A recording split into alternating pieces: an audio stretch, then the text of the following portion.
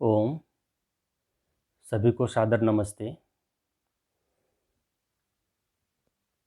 संस्कृत व्याकरण और गीति काव्य के इस कालांश में आप सभी का स्वागत है। जैसा कि हम लोग पूर्वतः ही यह जान रहे हैं कि इस कालांश में आचार्य भर्तृहरि की अनुपम कृति नीति शतकम के श्लोकों का अध्ययन, चिंतन, मनन कर रहे हैं। हम पूर्वतः इस विषय को प्रतिपादित कर चुके हैं कि इस नीति शतकम में किसी एक विषय का निरूपण नहीं है, अपितु नीतिपरक भिन्न भिन्न वर्ण विषयों का स्वतंत्र रूप से निरूपण किया गया है। नीति शतकम में कम से कम शब्दों में अधिक से अधिक भावों तथा विचारों को सफलतापूर्वक कलात्मक ढंग से अभिव्यक्त करने की क्षमता आचार्य भर्तृहरि की निजी विशेषता है। इनकी भाषा अत्यंत सरल, सुबोध, परिष्कृत तथा मुहावरेदार है। इनकी शैली प्रसाद गुण गुम्फित है, शब्द योजना अत्यंत व्यवस्थित है, भावों को अभिव्यक्त करने की उनमें अद्भुत अद्भुत क्षमता है। उनकी भाषा में स्वाभाविक प्रवाह तथा पदों में लालित्य है। छोटे छोटे छंदों में भाषा का प्रवाह तथा पदों का लालित्य अत्यंत आकर्षक है।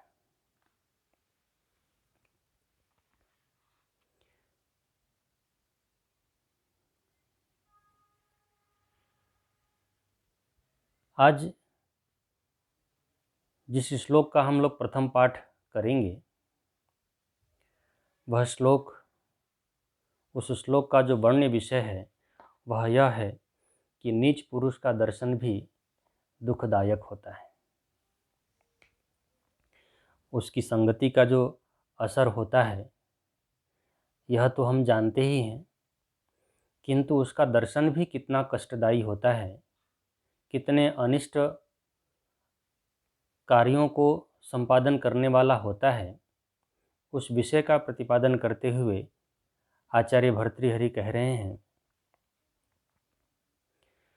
उद्भासिताखिल खलस्य विशृंखलस्य प्रोद्गाढ़ विस्मृत निजाधम कर्म वृत्ते।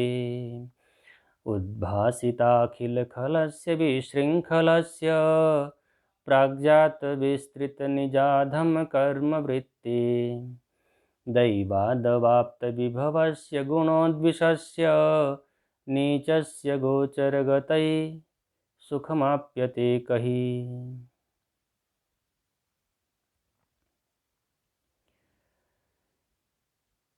जो व्यक्ति दुर्जनों को प्रोत्साहित करने वाला तथा उच्छृंखल है, जो अपने पूर्व जन्म के निंद्य कर्मों में आसक्त है एवं दैवयोग से जिसने धन पाया है, ऐसे व्यक्ति के दृष्टिगोचर होने से कौन सुख पा सकता है। अर्थात यदि इस तरह का व्यक्ति का दर्शन हो जाए तो निश्चित रूप से वह दिन शुभ नहीं होता है, अथवा निश्चित रूप से कुछ न कुछ अनिष्ट कारक होता है। यहाँ पर अक्षरशः पदों के अर्थ का विवरण इस प्रकार है कि उद्भासिता अखिल खलस्य विशृंखलस्य।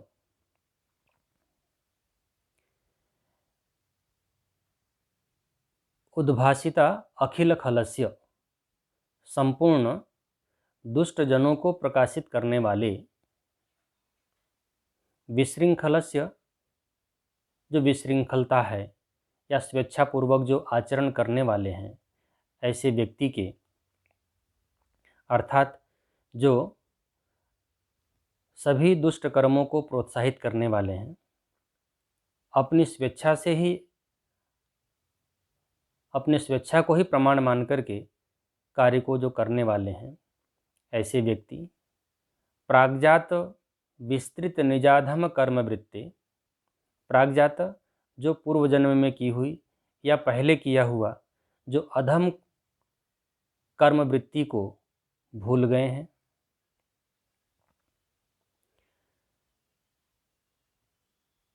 दैवाद अवाप्त विभवस्य, और भाग्यवश किसी ने अवाप्त विभवस्य धन की प्राप्ति कर लिया है या धन प्राप्त कर लिया है, ऐसे गुण गुणद्विषः गुणों से द्वेष रखने वाले अस्य नीचस्य, ऐसे नीच व्यक्ति के गोचरगत ही दृष्टिगोचर होने से कहीं किन लोगों के द्वारा सुखम आप्यते है। कौन ऐसा व्यक्ति है जो इस अवस्था को प्राप्त, ऐसी अवस्था को प्राप्त व्यक्ति के दर्शन होने के बाद वह सुख प्राप्त कर सकता है। अर्थात नीच पुरुष का दर्शन सदैव कष्टदायक होता है। जो दुष्टों को प्रोत्साहित करता है, स्वेच्छापूर्वक आचरण करता है, पहले की गई नीच वृत्ति को भूल जाता है, दैववश प्राप्त किए हुए धन का अभिमानी तथा गुणों से द्वेष करने वाले नीच पुरुष की दृष्टि में आया हुआ कोई भी व्यक्ति सुख नहीं प्राप्त कर सकता है। अर्थात ऐसे दुष्ट व्यक्ति के संपर्क में आने से कोई सुखी नहीं रह सकता है।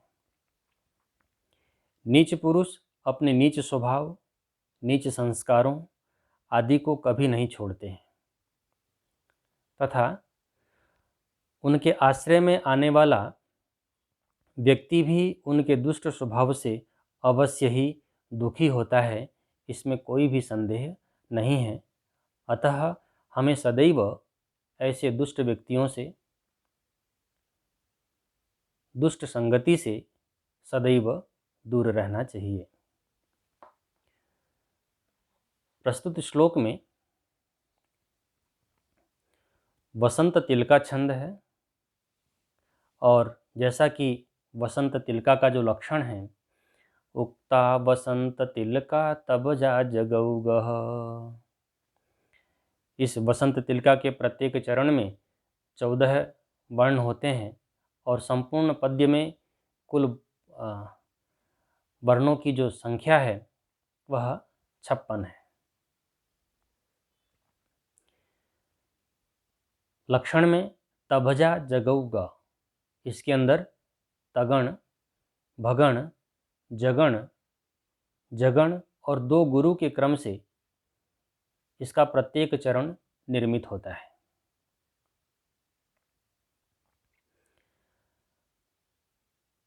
इस श्लोक में काव्यलिंग अलंकार है और काव्यलिंग अलंकार का जो लक्षण है साहित्य दर्पणकार इस रूप में कहते हैं, हेतुर्वाक्य पदार्थत्वे काव्यलिंगम निगद्यते, अर्थात वाक्यार्थ अथवा पदार्थ जहाँ किसी का हेतु हो वहाँ काव्यलिंग अलंकार होता है। प्रस्तुत श्लोक में एक पद है उद्भासिता अखिल खलस्य, तो इस पद का समास देखते हैं कैसे बनेगा। उद्भासिता अखिल खलः येन सह, उद्भासिता अखिल खलः तस्य उद्भासिता अखिल खलस्य, इस पद में हम बहुब्रीहि समास करेंगे। और विशृंखल पद में भी हम समास देख लेते हैं, विशृंखलस्य विगता श्रृंखला यस्य सह विशृंखलस्य, बहुब्रीहि समास करेंगे। अवाप्त विभवः, अवाप्त विभवस्य में अवाप्तः विभवः येन सह तस्य, ऐसा हम इसमें अवाप्त विभवस्य बहुब्रीहि समास करेंगे। और गुणद्विषः गुणान् द्वेष्टि इति, गुणान् द्वेष्टि इति गुणद्विष और तस्य गुणद्विषः, यहाँ उपपद समास करेंगे। इस प्रकार इस श्लोक का जो विस्तृत वर्णन है वह आपके समक्ष है। अग्रिम श्लोक पर विचार करते हैं। अग्रिम श्लोक का जो विषय वस्तु है वह है सज्जनों तथा दुर्जनों की मित्रता का वर्णन किया गया है कि सज्जनों और दुर्जनों की मित्रता किस प्रकार होती है। बहुत ही सुंदर उदाहरण के द्वारा इस बात को यहाँ पर स्पष्ट किया गया है। यह जो श्लोक है उपजाति छंद का है और उपमा अलंकार का वर्णन करते हुए बहुत ही सुंदर तरीके से आचार्य भर्तृहरि कहते हैं, आरंभ गुर्वी क्षयणी क्रमेण लघ्वी पुरा वृद्धिमती च पश्चात् दिनस्य पूर्वार्ध परार्ध भिन्ना छायेव मैत्री खलु सज्जनानाम्। कि दिनस्य पूर्वार्ध अपरार्ध भिन्ना, दिन के पूर्वार्ध और अपरार्ध, पूर्व वाले हिस्से में और बाद वाले हिस्से के तरह जैसे दिन के पूर्वार्ध की जो छाया है और दिन की अपरार्ध की जो छाया है, उसी आधार पर खल सज्जनानाम मैत्री, दुष्टों की और सज्जनों की मित्रता होती है। अर्थात जैसे दिन की छाया पहले बड़ी और बाद में धीरे धीरे छोटी होती जाती है, उसी प्रकार दुर्जनों की मित्रता पहले खूब प्रगाढ़ होती है और बाद में धीरे धीरे घटती जाती है। परंतु सज्जन व्यक्तियों की जो मित्रता होती है वह अपराह्न की छाया की भांति पहले साधारण होती है, पहले छोटी होती है और धीरे धीरे जैसे जैसे घनिष्ठता होती जाती है उस तरह उनकी मित्रता भी घनिष्ठता को प्राप्त करती है। तो अक्षरशः क्रमशः पदों का अर्थ देखते हुए इस श्लोक पर विचार करते हैं। आरंभ गुर्वी, आरंभ में गुर्वी मतलब बड़ी होती है। दिनस्य पूर्वार्ध अपरार्ध भिन्ना, कि दिन के पूर्व वाले हिस्से में यानी दोपहर से पूर्व जो भाग है वह, और अपरार्ध भिन्ना और दिन के उत्तरार्ध का जो भाग है वह, छाया इव, छाया के समान, परछाई की सदृश, यानी प्रातःकाल सूर्योदय के समय जब हम खड़े होते हैं तो हमारी परछाई बहुत लंबी होती है और जैसे जैसे भगवान सूर्य आकाश में ऊपर चढ़ते रहते हैं वैसे वैसे हमारी परछाई घटती रहती है। पुनः अपरार्ध दोपहर के पश्चात जैसे जैसे भगवान सूर्य हमारे मस्तिष्क से पीछे की ओर ढलते जाते हैं, अस्ताचल की तरफ चलते जाते हैं, हम देखते हैं कि हमारी छाया भी प्रारंभ में बिल्कुल हमारे कदमों के नीचे होती है, मध्याह्न में हमारे कदमों के नीचे होती है और शनैः शनैः जैसे ही भगवान सूर्य अस्ताचल की तरफ जाते हैं हमारी छाया भी धीरे धीरे बढ़ती जाती है। तो सज्जनों की और दुर्जनों की मित्रता की उपमा इतने सुंदर तरीके से यहाँ प्रतिपादित किया है।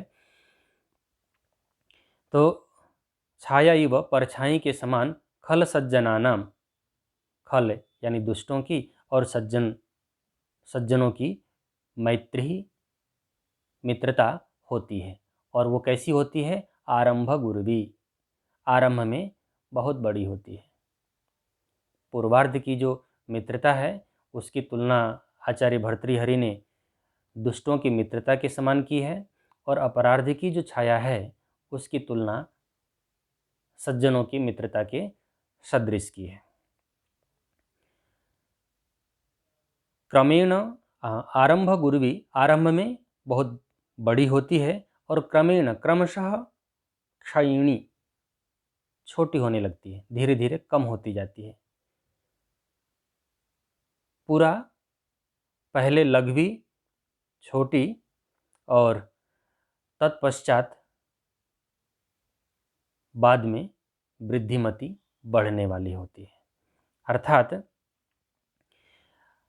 आचार्य भर्तृहरि यहाँ पर दुष्टों और सज्जनों की मित्रता के स्वरूप की तुलना प्रातःकाल, मध्याह्न और सायंकाल में पड़ने वाली छाया के साथ करते हुए कहते हैं कि दुष्टों की मित्रता दिन के पूर्वार्ध भाग में पड़ने वाली छाया की तरह होती है। अर्थात शुरू में खूब बड़ी होती है, प्रारंभ में बहुत बड़ी होती है और धीरे धीरे जैसे जैसे छाया भगवान सूर्य ऊपर चढ़ते रहते हैं, उसी तरह दुर्जनों की मित्रता भी प्रारंभ में बहुत बड़ी होती है और धीरे धीरे छोटी होने लगती है। किंतु सज्जनों की जो मित्रता है वह प्रारंभ में छोटी होती है और धीरे धीरे वृद्धि को प्राप्त करती है, घनिष्ठ होती जाती है। इस श्लोक में उपजाति छंद है और जैसा कि हम जानते हैं कि उपजाति छंद के अंदर इंद्र वज्रा और उपेंद्र वज्रा दोनों का ही सम्मिलन होता है, दोनों का ही मिश्रित स्वरूप होता है। तो उसका लक्षण इस प्रकार है। अनंतरोदीरित लक्ष्म भाजौ पादौ यदीया उपजातयस्तः इत्थं किलान्यस्वापि मिश्रितासु वदन्ति जातिस्विदमेव नाम। अर्थात जिस छंद में कोई चरण इंद्र वज्रा का हो और कोई चरण उपेंद्र वज्रा को हो उसे उपजाति छंद कहते हैं। अर्थात इंद्र वज्रा और उपेंद्र वज्रा अथवा अन्य प्रकार के छंद जब मिलकर एक रूप ग्रहण करते हैं तो उसे उपजाति छंद कहते हैं। इस श्लोक में दो अलंकार वर्णित हैं, एक यथासंख्य है और द्वितीय उपमा है। यथासंख्य का लक्षण इस प्रकार है। यथासंख्यम अनुद्देश्य उद्दिष्टानाम क्रमेण यत्। अर्थात कहे हुए उद्दिष्ट अर्थात कहे हुए पदार्थों का यदि फिर उसी क्रम से कथन हो तो यथासंख्य अलंकार होता है। हम श्लोकों में इस अलंकार को अक्षरशः अनुगमन कर ही सकते हैं। उपमा का लक्षण आचार्यों ने इस प्रकार दिया है। साम्यम वाच्यम वैधर्म्यम वाक्यैक्य उपमाद्वयोः। अर्थात एक वाक्य में दो पदार्थों के वैधर्म्य रहित वाच्य सादृश्य को उपमा अलंकार कहते हैं। इस श्लोक में प्रायः समस्त पद स्पष्ट और बोधगम्य है, तथापि आरंभ गुर्वी में समास देख लेते हैं। बहुत ही स्पष्ट है और बहुत ही सरल है। आरंभे गुर्वी, आरंभ गुर्वी, सप्तमी तत्पुरुष समास हम यहाँ करेंगे।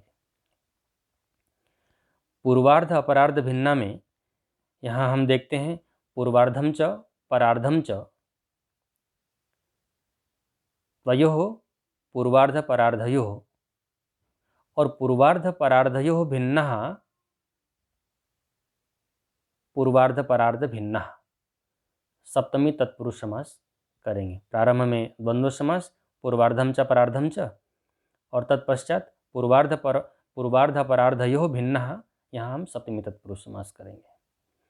खल सज्जनानां में खलाः च सज्जनः च खल सज्जनः तेषां खल सज्जनानां दोनों समास करेंगे। वृद्धिमति में भी हम समास कर सकते हैं। वृद्धि अस्ति यस्याः सः वृद्धिमति, बहुव्रीहि समास करेंगे।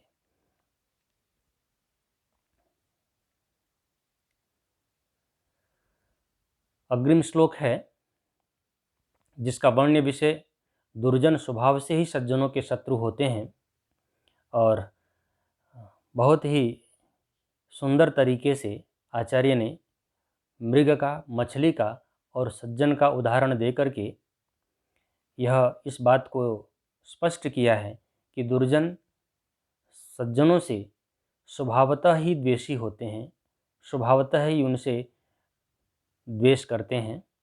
इस विषय का प्रतिपादन आर्य छंद के द्वारा आचार्य भर्तृहरि ने किया है। मृगमीन सज्जनानां तृणजल संतोष विहीन वृत्तिनां तृणजल संतोष विहित वृत्तिनां लुब्धक धीवर पिशुना निष्कारण वैरिणो जगति।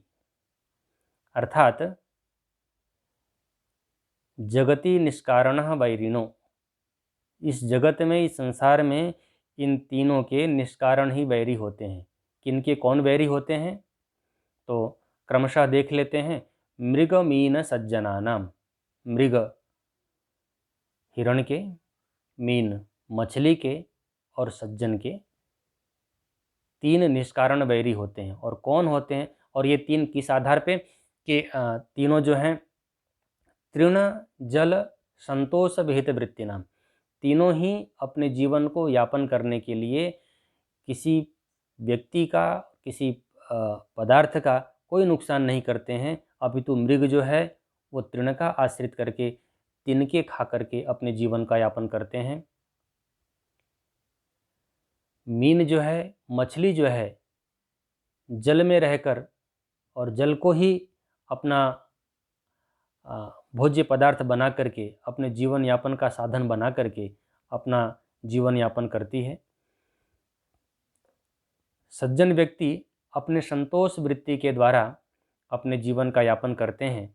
किंतु इन तीनों ही पदार्थों, तीनों ही व्यक्तियों के, तीनों ही प्राणियों के लुब्धक धीवर पिशुना, तो हम जानते ही हैं मृग का जो वैरी है वह लुब्धक है। लुब्धक यानी व्याध, शिकारी। और मीन का जो वैरी है वह धीवर है। धीवर का मतलब है जो मछली पकड़ने वाला है, मछुआरा है वह। और सज्जनों के वैरी तो पिशुन अर्थात चुगलखोर हैं, जो दुष्ट प्रकृति वाले हैं, जिनका निंदा करना जिन ही एकमात्र कार्य है, चुगली करना ही एकमात्र कार्य है, ऐसे व्यक्ति निष्कारणः वैरिण्यो जगति, इन तीनों के क्रमशः निष्कारण वैरी हैं। अर्थात ये तीनों ही प्राणी घास फूस, जल तथा संतोष भावना के साथ अपना जीवन यापन करने वाले हिरण, मछली तथा सज्जनों के शिकारी, धीवर और चुगलखोर दुष्ट व्यक्ति बिना किसी कारण के ही शत्रु बन जाते हैं। प्रस्तुत श्लोक में आर्या छंद है और आर्या का लक्षण यस्या प्रथमे पादे 12 मात्रास् तथा तृतीयेपि 18, द्वितीये चतुर्थके 15 सा आर्या। जिसके पहले पाद में 12 मात्राएं होती हैं और उसी तरह तीसरे पाद के अंदर भी जिसमें 12 मात्राएं होती हैं, दूसरे पाद में 18 मात्राएं और चौथे पाद में 15 मात्राएं होती हैं। ऐसा छंद आर्या छंद कहलाता है। यहाँ अलंकार यथासंख्य अलंकार है और यथासंख्य मनुद्देशः उद्दिष्टानां क्रमेण यत्, हमने पूर्व में इस अलंकार का लक्षण पढ़ा ही है। यहाँ पर भी वर्णित है कि उद्दिष्ट अर्थात कहे हुए पदार्थों का यदि फिर से उसी क्रम से कथन हो तो यथासंख्य अलंकार होता है। इस श्लोक में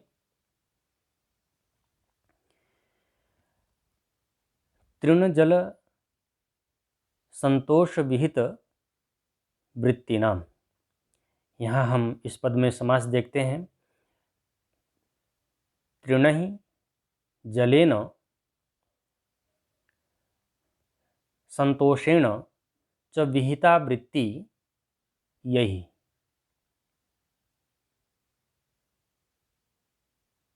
तेषां तृणजल संतोष विहित वृत्तिनाम, बहुब्रीहि समास करेंगे। मृगमीन सज्जनानां, तो मृगा च मीना च सज्जना च तेषां मृगमीन सज्जनानां, यहाँ हम द्वंद्व समास करेंगे। और लुब्धक धीवर पिशुना के अंदर भी हम द्वंद्व समास ही करेंगे। लुब्धका च धीवरा च पिशुना च, यह इस तरह हम द्वंद्व समास करेंगे।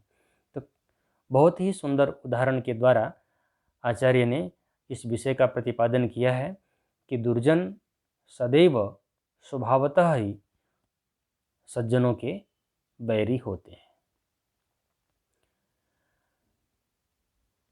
अग्रिम श्लोक का जो विषय वस्तु है वह इस प्रकार है कि आचार्य भर्तृहरि सज्जनों के गुणों की प्रशंसा करके उनको प्रणाम कर रहे हैं कि सज्जन व्यक्तियों के अंदर जो विद्यमान गुण होते हैं वे सदैव ही प्रशंसनीय होते हैं और वंदनीय होते हैं। इस विषय का प्रतिपादन आचार्य ने शार्दूल विक्रीडित छंद के माध्यम से बहुत ही सुंदर रीति में किया है। वांछा सज्जन संगमे पर गुणे प्रीतिर्गुरौ नम्रता विद्यायां व्यसनं स्वयोषितिरति लोकापवादाद्भयम् भक्तिः शूलिनी शक्तिरात्मदमने संसर्गमुक्तिखलेः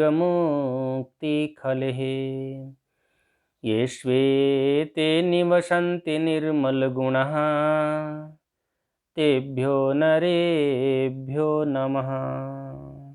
कि येषु एते निवसन्ति निर्मल गुणः, कि जो निर्मल गुण येषु निवसन्ति, जिन व्यक्तियों के अंदर ये निर्मल गुण विद्यमान रहते हैं, तेभ्यो नरेभ्यो नमः, ऐसे मनुष्य को, ऐसे प्राणियों को आचार्य भर्तृहरि और हम सभी लोग जो हैं प्रणाम करते हैं। तो किन गुणों के आधार पर आचार्य भर्तृहरि वंदना के पात्र बनते हैं सज्जन व्यक्ति, उन गुणों को हम अक्षरशः देखते हैं कि सज्जन संग में वांछा, सज्जन संग में, सज्जन व्यक्तियों की संगति में, वांछा मतलब जिसकी इच्छा हो, यानी जो सज्जन व्यक्तियों की संगति में रहने की इच्छा रखता हो या सज्जनों की ही संगति करता हो। परगुणे प्रीति, दूसरों के गुणों में प्रीति रखता है, जो सबसे कठिन कार्य है। हम तो सदैव दूसरे के दुर्गुणों पर ही विचार करते हैं, दूसरों के गुणों पर विचार करना तो बड़ा कठिन काम होता है। तो परगुणे प्रीति, दूसरों के गुणों में हम प्रीति रखते हैं, प्रीति रखने वाले हैं। गुरु नम्रता, जो अपने गुरुओं के प्रति नम्र भाव को धारण करने वाले हैं। आज के युग में प्रायः कठिन कार्य है यह कि जो हम अपने गुरुओं के प्रति नम्रता का भाव धारण करें। तो गुरु नम्रता। विद्या या व्यसनम, जो केवल एकमात्र विद्या का व्यसनी हो, विद्या में ही सदैव अपना समय यापन करने वाला हो। स्वयोषिति रति, अपनी पत्नी में ही जो संतुष्ट रहता है, अपनी पत्नी से ही अपनी पत्नी में ही प्रेमयुक्त व्यवहार रखता हो सदैव। लोकापवादात भयम, जो लोक के अपवाद हैं, लोक की जो निंदा है, उन निंदा से जिसको भयभीत रहता हो, जो भय लगता हो, चाहे जो उन लोक निंदा से जो दूर रहता हो। शूलिनी भक्ति ही, भगवान शंकर में, भगवान शंकर अर्थात जो सबके कल्याण करने वाले हैं, ऐसे भगवान शिव में जो श्रद्धा भाव रखता हो, भक्ति भावना रखता हो। आत्मदमने शक्ति ही, अपने इंद्रियों को वश में रखने का सामर्थ्य जिस व्यक्ति के पास में है, यह और भी कठोर कार्य है कि हम अपने इंद्रियों को वश में कर लें।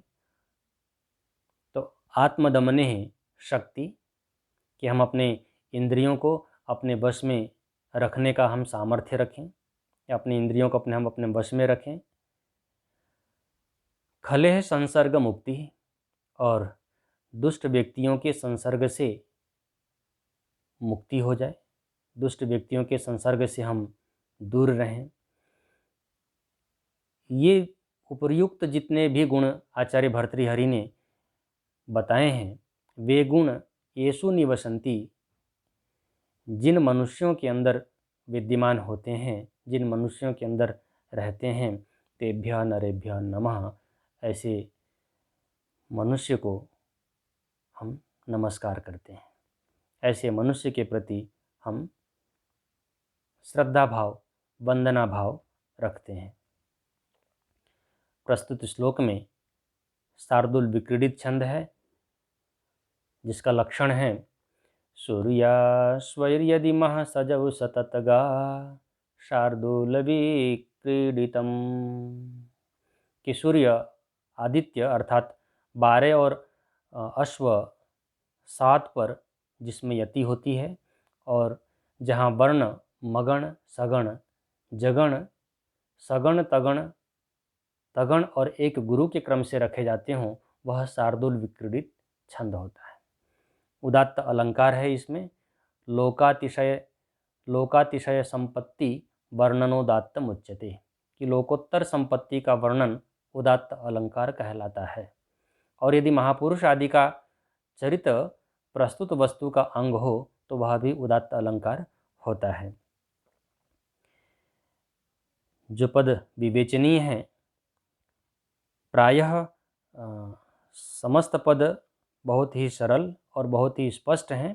पुनरपि हम देखते हैं सज्जन संगमे, यहाँ जो समास है वो षष्ठी तत्पुरुष है, कि सज्जनानां संगमः, सज्जन संगमः सप्तमी तत्पुरुष समास है, तस्मिन् सज्जन संगमे।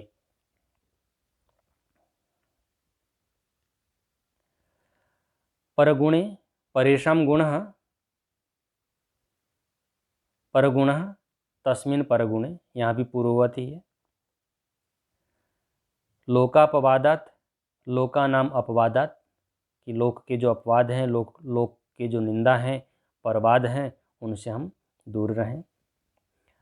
आत्मदमने, आत्मनः दमनम, आत्मदमनम, और तस्मिन् आत्मदमने, यहाँ पर भी हम षष्ठी तत्पुरुष समास करेंगे। निर्मल गुणः, निर्मलः गुणः, निर्मल गुणः। स्वयोषिति, यहाँ पर जो समास है वह है स्वस्य योषित तस्याम स्वयोषिति, षष्ठी तत्पुरुष समास करेंगे।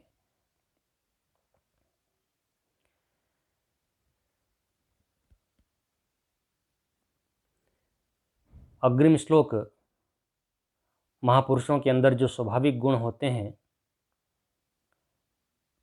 उसका वर्णन करता है, और बहुत ही सुंदर और बहुत ही सुस्पष्ट शब्दों में आचार्य कहते हैं,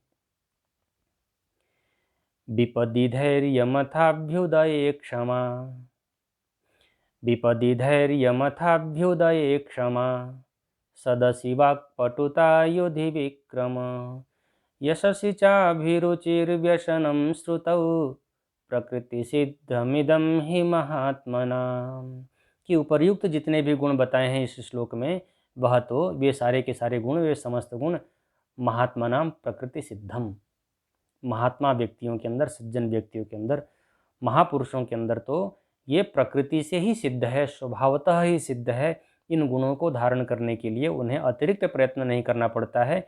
इस विषय वस्तु का प्रतिपादन करता हुआ यह श्लोक जो है वह कहता है विपदि धैर्यम, जो विपत्ति में धैर्य धारण करने वाला है। अभ्युदय क्षमा, अथा अभ्युदय क्षमा, जो उन्नति प्राप्त कर लेता है वह व्यक्ति स्वयं सहनशील हो जाता है। तो अभ्युदय क्षमा, उन्नति में सहनशीलता का भाव रखना। सदसी वाक्पटुता, जब बोलने का अवसर आता है सदस्य यानी सभा के अंदर, तो वाक्पटुता, अपने वाक चातुर्य से, अपने वाणी के प्रभाव से अपने विषय का प्रतिपादन यथेष्ट रीति से करने वाला। युधि विक्रमः, जो युद्ध में पराक्रम दिखाने वाला है। यशस्वी चाभिरुचि, जो यश के अंदर, कीर्ति के अंदर, श्रेष्ठ कार्यों के अंदर, श्रेष्ठ गुणों के अंदर जिसकी रुचि हो। और श्रुतौ व्यसनम, यदि किसी उस व्यक्ति के अंदर यदि व्यसन है किसी प्रकार का, तो वह व्यसन श्रुति का है, वेद आदि शास्त्रों के, सत्य शास्त्रों के सुनने का व्यसन है। तो यह जिन गुणों का वर्णन ये या उपर्युक्त जितने ये भी गुण हैं, प्रकृति सिद्धमिदमि महात्मनाम, ये महात्माओं में सहज ही उपलब्ध रहने वाले गुण हैं। इस श्लोक में द्रुत विलंबित छंद है और द्रुत विलंबित छंद का लक्षण आचार्यों ने इस प्रकार किया है।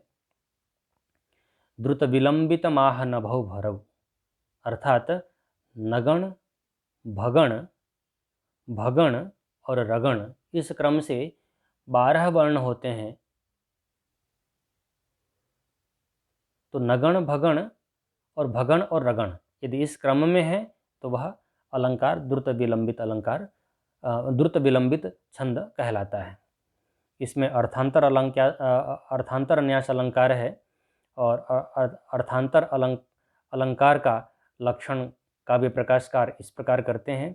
सामान्यम वा विशेषो वा, सामान्यम वा विशेषो वा तदन्येन समर्थ्यते यत्तु स्वर्थांतर न्यास साधर्म्येनेतरेण वा, अर्थात जहाँ साधर्म्य और वैधर्म्य की दृष्टि से सामान्य का विशेष द्वारा और विशेष का सामान्य द्वारा समर्थन या उपादान होता है, वहाँ अर्थांतर अलंकार होता है। इस श्लोक में समस्त पद ही बहुत ही सरल और बहुत ही सुस्पष्ट हैं, किसी भी प्रकार की व्याख्या की अपेक्षा नहीं रखते हैं।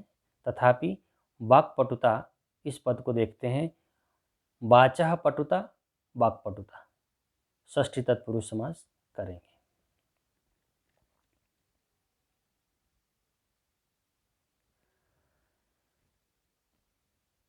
इस प्रकार हमने इस कालांश में पुनः